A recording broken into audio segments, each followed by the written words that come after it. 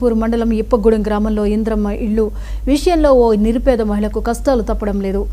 ఇళ్లు మంజూరైందని అధికారులు నాయకులు చెప్పడంతో ఉన్న ఇంటిని కూల్చేసిన వెంకటమ్మకు ఇప్పుడు నిలువ నీడ లేకుండా పోయింది. లిస్టులో పేరు ఉన్నప్పటికీ ఇల్లు నిర్మాణం మాత్రం ముందుకు సాగకపోవడంతో కుటుంబంతో కలిసి తీవ్ర ఇబ్బందులు పడుతోంది.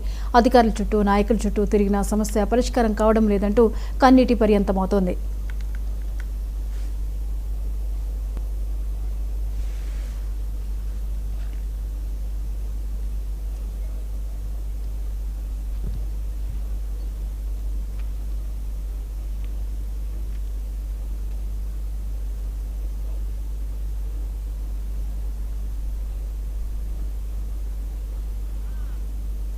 ఇక వెంకటమ్మ కుటుంబ పరిస్థితి మరింత దయనీయంగా మారింది. మేస్త్రీ పని చేస్తూ కుమారుడు మృతి చెందగా అతని ఇద్దరు కుమార్తెలను కోడలు కూలీ పనులు చేసుకుంటూ పోషిస్తోంది.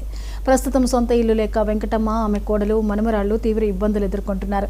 ఇల్లు వస్తుందని నమ్మి ఉన్న గూడును కూల్చుకున్న తమ పరిస్థితిపై అధికారులు వెంటనే స్పందించాలని వెంకటమ్మ వేడుకుంటోంది. నిరుపేద కుటుంబ పరిస్థితిని దృష్టిలో ఉంచుకుని ఇందిరమ్మ ఇళ్లు మంజూరు చేసి తమకు నిలువ నీడ కల్పించాలని గ్రామస్తులు కోరుతున్నారు.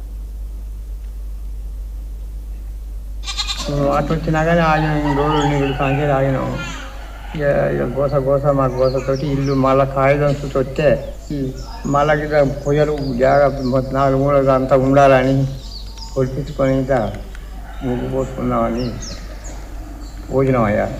వచ్చినాక పెట్టి రాయండ్రి సార్ అని రాసిండ్రు, మీకు ఇల్లు వచ్చినా చెప్పిండ్రు, ఇల్లు పడగొట్టుకోమని చెప్పిండు. కారబరి చెప్పిండు, సర్పంచ్ చెప్పిండు, ఇల్లు పడగొట్టుకున్నాం.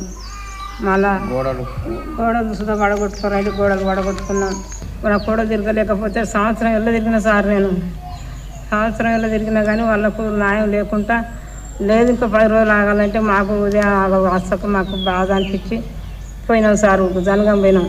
కలెక్టర్ సాపు వాళ్ళు మీకేమున్నది ఇల్లు, మీకు మేము కాపుకున్నాం, మేము ఆపలేదు అన్నారు. అంటే ఇక సారు మాకు ఆపలేదు అని అన్నారు, మా ఇల్లు మాకు ఉన్నది అన్నారు అని వచ్చి మేము వచ్చి చెప్తే వాళ్ళు రాపిచ్చిండ్రు. ఆయన ఏమో లేచున్నాడు, మాకు ఇచ్చిండు సారు కాగితం, అందట్లో ఇచ్చిండు. మాకు పాత ఇల్లు పడగొట్టుకున్నాం సారు. మాకు ఇల్లు రావాలని మేము పాగేసి పడుతున్నాం సార్. ఆ ఏడాది కాంచి తిరగంగా వస్తుందా మాకు ఇల్లు పెడతలేరు సారు.